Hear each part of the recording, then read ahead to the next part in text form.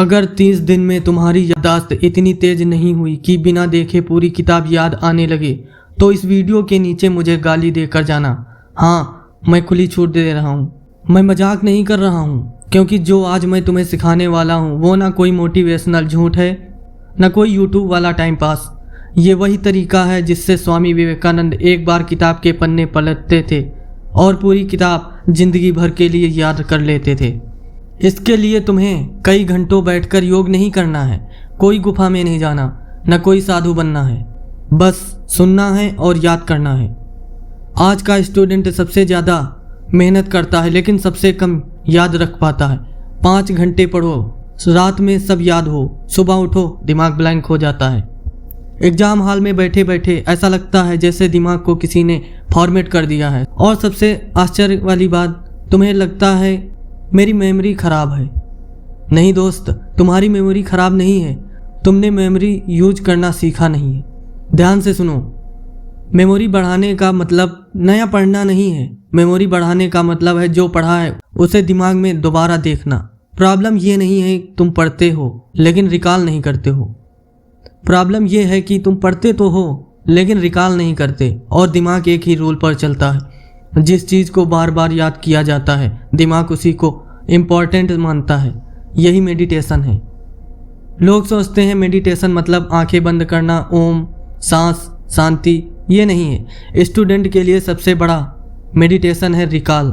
जो पढ़ा है उसे बिना देखे आंखें बंद करके दोबारा याद करना। यही वो टेक्निक है जिसने साधारण छात्रों को टॉपर बनाया है।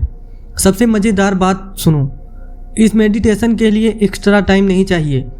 जब भी तुम कपड़े धो रहे हो, बाथरूम में हो, खाली बैठे हो, बस में हो, वॉकिंग कर रहे हो, कुछ भी, बस ईयरफोन लगाओ और मेरी आवाज़ सुनो। अब मैं तुम्हें स्टेप बाय स्टेप मेडिटेशन करवाता हूँ। आंखें बंद करो, सांस को एकदम धीरे धीरे लो, शरीर बिल्कुल ढीला छोड़ दो। अब अपने दिमाग से पूछो, आज मैंने क्या पढ़ा। बुक मत खोलना, फ़ोन मत देखो, सिर्फ दिमाग में देखो।